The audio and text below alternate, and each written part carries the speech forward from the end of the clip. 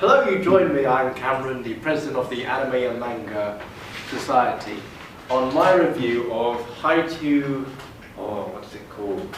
Reveiw Gensu no Grimgar, also known as Grimgar, because that's how they spelt it, but it should be Grimgar, of Fantasy and Ash. Now, I cannot remember the main characters for the life of me, so don't think you'll have to just be like, oh, I know that guy, roughly, or girl. So I thought this was a generic kind of RPG-styled anime going in because it was written as one of those, you know, coming-of-age thing, characters have turned up, they don't know what's going on. It didn't turn out to be that kind of anime. We'll start off with the premise. In the beginning, you have 7 people who have randomly appeared, sort of amnesia style. They've woken up in the middle of a blacked out kind of room, and they just sort of discovered that there's another 7 people. No one knows who they are, no one knows where they come from. In the course of the early episode, they started to mention, you know, bits and pieces that make you think they come from Japan, they've been somehow transported to this fantasy world, they don't know what's going on. As it progressed, it became clear that this is a story and this is an anime that's not for everyone. And now I say that because most anime these days are full of fan service. If you're one of the dying breed that think fan service doesn't make a story, this is the anime for you. Now I say that because there's seasoning. For example, quite early on, it's mentioned the guy says, oh, I'm going to learn to be a rogue. And he goes off to train with his rogue master who's called Sexy Master or something like that. But then they don't show you the entire week of him training, even though apparently she was doing some sort of stuff to him that would have been fan servicing.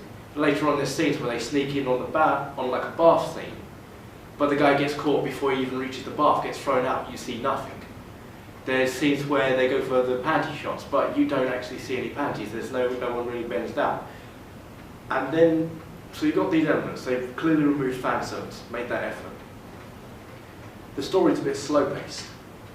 It seems like we're not quite clear what they're trying to do. So presumably they're trying to survive in this world. They've turned up, they're now soldiers, they sort of progress like what you have to do in all RPGs. And they have to go and kill these goblin things. And it took a good 4 episodes for them to kill one goblin, which is the weakest thing in the game. And there's 7 of them. And they were all assigned different roles. So you have, think World of Warcraft, you got your healing person, that's the monk. You have your long-range person. You have your mage, you have your rogue, you have your warrior, and you have the other ones, your chef, and all that. It's an interesting one. So the plot's not really become clear at all. I think this is going to be a lot like a Steins Gate kind of anime. We have to watch it all for it to make sense overall. We do know there's competition though. There's another group of purely guys who've just stormed off and apparently are doing well. It deals with a lot of deep kind of scenes that you wouldn't expect. So when they were killing the goblin, or one of them, by the way, is like a Reveiw. When they were killing the goblin, many of the characters felt physically and mentally disturbed by the action of killing. They go into a lot of detail on them, how they thought about it afterwards, how they thought about going into it, their reactions when they got cut. This was clearly people who do not take well to that. The animation, lots of pastel-y kind of colours. It's not bright and vibrant like you expect of most HD animes. You know, this is kind of wants to be a bit vintage in its throwback style. There is a mix of CGI and normal, of course. That's what we come to expect in modern animes these days.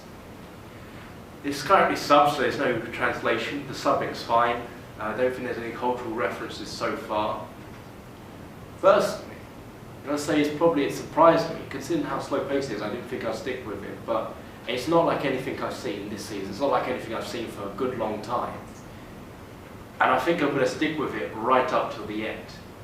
So, I don't know if that's helped you. Oh, sound's also fine. You know. But if you haven't seen Reveiw no Grimgar of Fantasy and Ash, I think you should give it a watch.